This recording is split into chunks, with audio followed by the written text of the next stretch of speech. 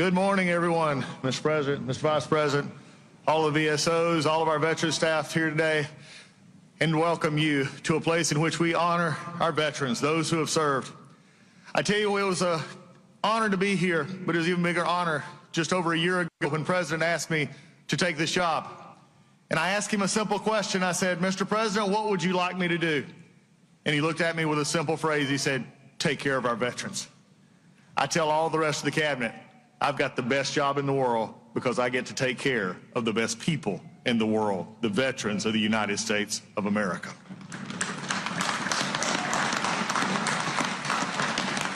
And this president is firmly committed to making sure this happens. The VA is a different place today than it was just 9 months ago. 9 months ago, there was more of an inner reflection. Now it is an outer reflection. The only thing that matters at the VA is that the veteran comes first. All we do is not about a bureaucracy or where we're from. It's about the veteran who walks through our door. Without the veteran, we have no job. The VA now understands that we do nothing else except take care of the veteran and do things for them.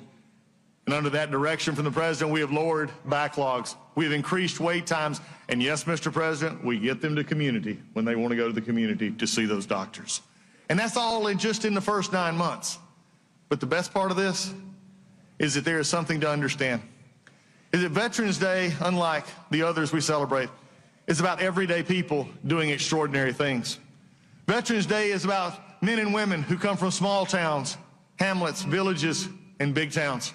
And they make a decision in their life to raise their right hand and say, I'm committing to something bigger than myself. I am stepping forward where many will not. I am raising my right hand and committing myself to service to a country, as I said just the other day, to make and ensure that our military is the biggest and baddest in the world. Our veterans make that possible.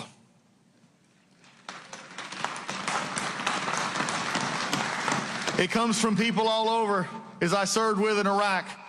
What I love about Veterans Day is it tells the story of a young girl. She was in her early 20s. I met her on the fields in a wind just like this in the desert of Iraq. She had showed up late, and I was on the night chaplain run, and I'd always saw everybody else, but I didn't recognize her. And I walked up to the gate, and she said, I said, where have you been? And I said, I haven't seen you here. She said, sir, I'm a little bit late deploying with my troops. I said, well, what was the reason? And I figured, I said, you could, I figured, why are you coming in 3 or 4 weeks later? She said, well, sir, just about 2 months ago, I had my daughter. And I looked at her and I said, and you came anyway. I said, you know, you could probably got a deferment of that. She said, no, sir.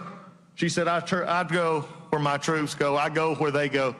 And that for the rest of the time I was there, we shared pictures of one growing up, a little one taking first crawls and moves and sharing it in the night sky over Iraq. That is a veteran who serves because they want to serve others. I remember an A1C who was on deployment. He came back and he said, I am now making big money. He said, I can actually help my family and I can buy Christmas presents for those that didn't get any last year. It's about the stories of those as a young man and just a little bit young because he's in his 80s at one of our VA hospitals in hospice, who I walked in on him just the other day, and he was playing on a keyboard, Just a Closer Walk with Thee. Veterans Day is about veterans that were not special necessarily when they came up, but they saw a vision and a calling, and they said, I want to be a part of our armed services.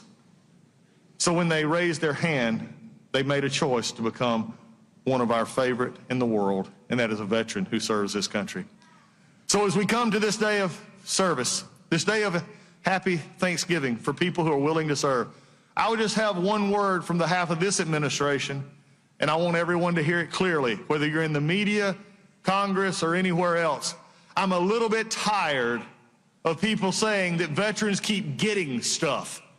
No, veterans do not get anything from this country. They have earned everything that they are getting, and I am committed to making sure they will always have that from this administration and this VA, and that is my promise and this president's promise to you.